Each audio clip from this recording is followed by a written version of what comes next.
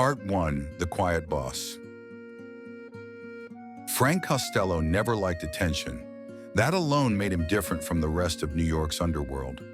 While other bosses bathed in gold rings, silk suits, and newspaper whispers, Costello preferred quiet power.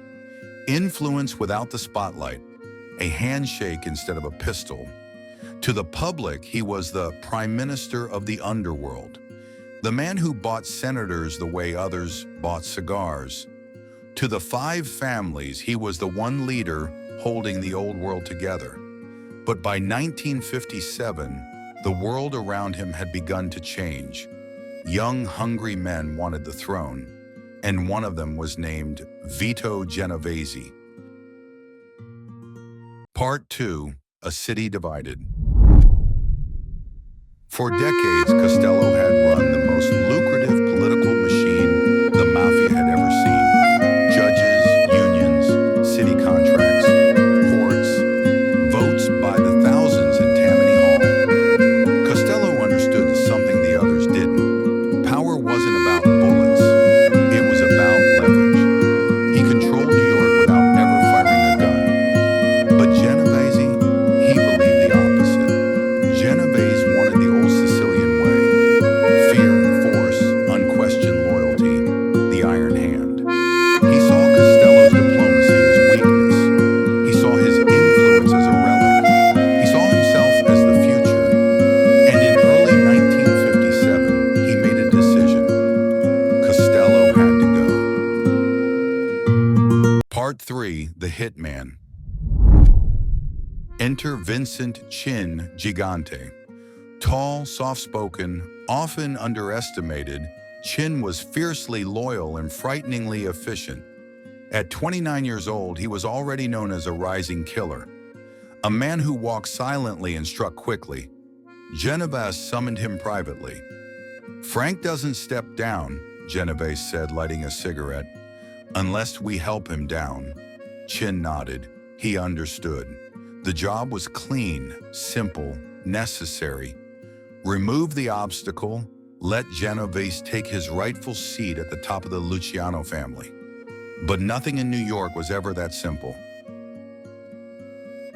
Part 4. The Night of the Shooting. May 2nd, 1957, Frank Costello had just left the Waldorf Astoria, walking toward his apartment building on Central Park West.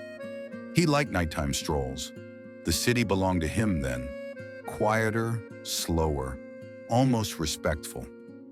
It was nearly 11 p.m. As Costello reached the lobby of his building, a figure stepped out from behind a column. A voice shouted, "This is for you, Frank." A gun flashed. The bullet whistled through the air. Then, a sound like a hammer cracking marble. Costello stumbled backward, clutching his head. Blood trickled down his temple. The bullet had grazed him. An inch from his brain. 1 inch. He collapsed onto the floor of the lobby as Chin fled into the night. Part 5. The Miracle. Doctors later said it was impossible. The bullet should have killed him. It tore his hat, sliced his scalp, ricocheted, but didn't penetrate. Some said his hat was tilted just enough.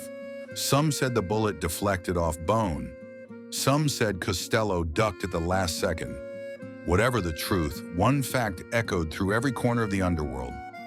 Frank Costello had survived, and survival in the Mafia carried its own kind of power. Part 6. The Aftermath. Shockwaves in the Underworld.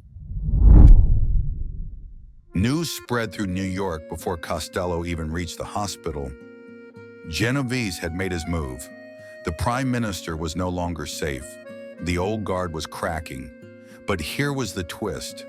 Costello didn't seek revenge. He didn't rally soldiers, didn't demand justice, didn't even name a suspect. Instead, the next morning, he did something unthinkable. He stepped down, quietly, without a fight, without a bullet in return. He told his closest lieutenants, "I've had enough. I want peace." And like that, The Luciano family, once controlled by Lucky Luciano, then by Costello, fell into the hands of Genovese, a victory, a triumph, complete control, or so Genovese thought, because the universe has a cruel sense of timing. Part 7, The Fall of Vito Genovese. Just months after seizing control, Genovese walked into a trap he never saw coming. Someone tipped off the feds, someone he trusted, someone high enough to know his secrets.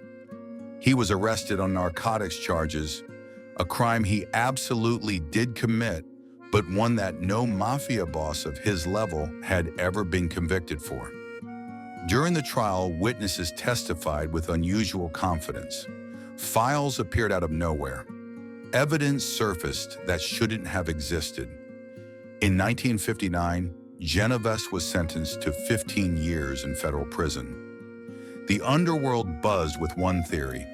Costello had let Genovese win. So Genovese could hang himself, a peaceful retreat, or the most elegant revenge in mob history?